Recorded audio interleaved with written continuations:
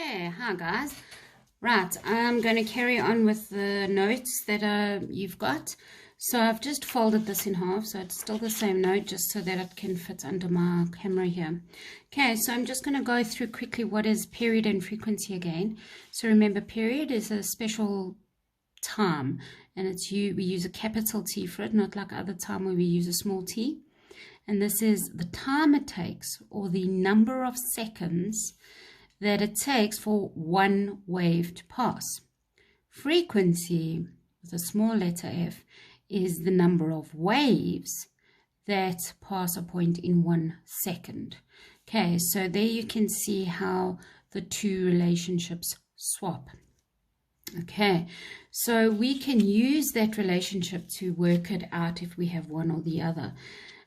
So if I had to put this in a formula, okay, so it says the time it takes, or the number of seconds for one wave. So if I knew how long it took for waves to pass, let's say it was 3 waves, and I knew the time that it took for 3 waves to pass, and I divided by the number of waves, so 3, I could then get the time it takes for one wave to pass. Okay, the time taken in total divided by the number of waves that pass will then give us the time for one wave to pass. Okay, and now if we think of it, well, frequency then is how many waves pass in a second. So if we take the total number of waves and we divide it by the total time taken, we can then get how many waves that passed us in 1 second. Notice what's happening here. They are inverses of each other here. This is time taken over number of waves. This is number of waves over time taken. I want you to think about, imagine, imagine my door, okay, in my classroom, okay. Now, sometimes the little grade 1s pass our door, right? So I want you to imagine the little grade 1s are going to be walking past and they're holding hands. Okay, imagine they're wearing the grey shirt. Okay, this is what looks like it's stepping into my classroom. It must stay out. They must stay out. Okay, so they are walking past, going to the hall, let's say. Okay, so if we time it so that 1, 2, 3 girls passed us in 1 second, that would be the frequency. Okay, 3 girls passed us in 1 second. That would be the frequency. How many girls passed us in 1 second? If I then just want to know, well, how long did it take for just one girl to pass the door? Still in the same format, you would then need the period. And so we would then say, well, it took 1 second. And if we divided it by the 3, that means we could get how long it took for one girl to pass. Okay, I hope you can visualize that. Okay, so if we take a look here, and I say 5 waves take 20 seconds to pass. So what is the period? I'm not going to rewrite the whole formula because we don't have enough space. So it's over here. So time taken over the number of waves, that's 20 divided by 5. That gives us a period of 4 seconds. So it took 4 seconds for each of those waves to pass us. So that is the period. Okay, you can even do that so that you can see that. Okay, what is the frequency? So it's now the number of waves over let me just do this. The number of waves, which is 5, over the time it takes, and that's going to give us 1 over 4. Which is an inverse of that, and that is now my hertz, or 0.25. Remember, you don't want to leave it in fractions. Okay, so you can see even the answers are inverses of each other. So this means we have a relationship here, and we know that they are inversely proportional. Inversely proportional. Okay, inversely proportional. Therefore, we say that frequency is the inverse of the period, and the period is the inverse of frequency. So if I had to now put that in a formula, I could then say, well, if I had a period like 4 seconds and I got the inverse of it, so I inverted it, instead of it being 4/1, I make it 1/4. That means I'm going to get the frequency. So 1 divided by frequency is going to get the period, and 1 divided by the period is going to give me the frequency, and that's because they are inverses of each other. Okay, and you can use them like that. You don't if you've got a frequency, you can use this to work out the period. It's really fun. Okay, so what is the frequency of a wave with a period of 2 seconds? So we want the frequency, so it's this one is equal to 1 over the period, which is 2, and we get a 0,5 hertz. What is the period? If we have the frequency of 100, and we're going to get 0,01 seconds. This is hertz, and this is 0,01 seconds, because this is period, which is a time, and this is frequency, which is hertz. Okay, you've got an activity to do, but I'm going to quickly do the wave equation with you, and then you'll do the rest of those activities. Okay, so speed of a wave, we use something called the wave equation. So it is the distance traveled over the time taken to travel that distance. We use the symbol V for velocity, because remember, speed doesn't really have a symbol. So normal one, we know it's distance over time, meters per second. That is normal velocity. And we can kind of use that to this extent. So we know that a wavelength is the distance from crest to crest, or the distance from one wave to the other. And your period is the time it takes for one wave to pass.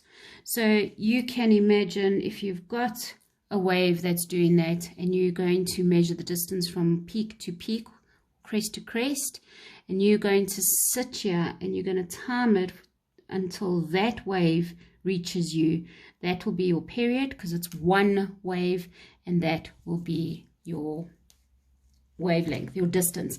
So it's basically saying time over distance again. So we're using the same formula, really. This is a distance, and this is a time taken for that distance. So we now can actually go, but wait a minute, I know that the inverse of period is frequency, and so here we have this. If this was under the line, yeah, that's period. We know frequency is the inverse, so we are going to times by frequency, and this is the actual wave equation. Okay, and you're welcome to use either one of those two, though. Okay, please just take note over here, though. Sometimes they can be millimeters, micrometers, nanometers, kilometers, but anything that has, I haven't put a specific meters, or if you look here, there's a kilohertz. Okay, this could be amperes, it could be anything here. What I do want you to know is that if there is a milli of anything, whatever that is, you just put times 10 to the minus 3. If it's a micro, you just put whatever it is times 10 to the minus 6, and you're going to convert it to the right units.